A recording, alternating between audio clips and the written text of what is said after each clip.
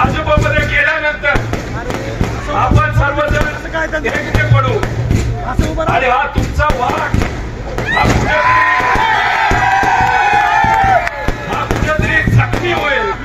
मला त्यांना एवढंच सांगायचंय, आम्ही मी जिंदा आहे आणि कोणामुळे हे यश आपल्या सर्वांना बघायला मिळत असेल ते फक्त तुमच्या सर्वांमुळे. इथं असलेले स्वाभिमानी जनता, सामान्य लोक, माता भगिनी, कार्यकर्ते आणि निष्ठावंत पदाधिकारी तुमच्यामुळे आपल्या सर्वांना बघायला या महाराष्ट्रामध्ये ईव्हीएम घोटाळ्यामुळे असेल, जातीवाद मोठ्या प्रमाणात वाढवल्यामुळे असेल, नाही तर पैशाचा वापर आपल्या विरोधात जास्त केल्यामुळे आपल्या विचाराने जास्त आमदार निवडून आले नाही. मोठे मोठे नेत्यांना पराजय स्वीकारावा लागला. पण एवढी मोठी सुनामी या महाराष्ट्रामध्ये आल्यानंतर सुद्धा हा तुमचा कार्यकर्ता, ही या कार्यकर्त्याची बोट या मोठ्या सुनामीमध्ये सुद्धा तरली. आणि ती कोणामुळे तरली असेल तर ती तुमच्यामुळे.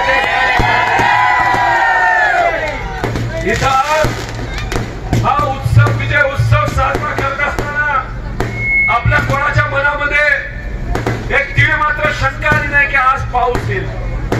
पण म्हणतात ना, प्रेमाने आणि चांगल्या विचाराने एखादा विषय जेव्हा आपण हाती घेतो, एखादा उत्सव साजरा करतो, तेव्हा आपल्याला आशीर्वाद देण्यासाठी पाऊस सुद्धा त्या ठिकाणी येत असतो. आणि पवारांच्या खांद्यावर, डोक्यावर आणि अंगावर जेव्हा पाऊस पडतो तेव्हा काहीतरी वेगळं होणार. तुमच्या सगळ्यांच्या उपस्थितीमध्ये ही जी विजयाची यात्रा आपण सगळ्यांनी काढली, अनेक पदाधिकाऱ्यांनी काढली. सगळ्यांचं नाव घेता येणार. जे प्रामाणिक पदाधिकारी आहेत, जे प्रामाणिकपणे काम केले, त्यांचा मी आभार व्यक्त करतो. ज्यांनी फक्त चमकोगिरी केली,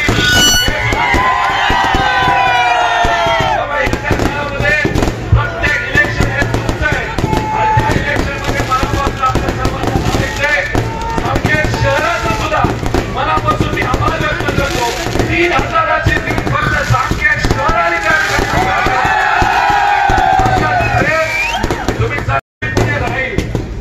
कोणाच्याही केसाला हात कुणी लावणार नाही.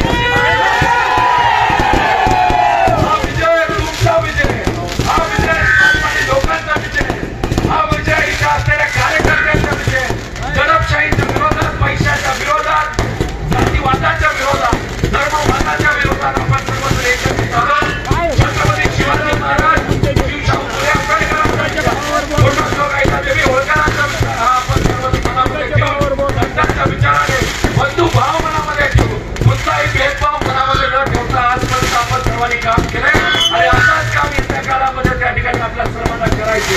त्यावेळेस जाताना आपल्या सर्वांना विनंती आहे की भाजपने समाजामध्ये विष पेरलंय.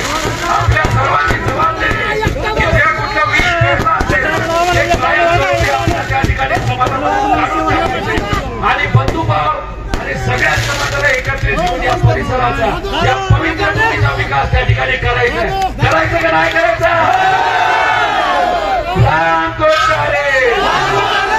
छत्रपती शिवाजी महाराज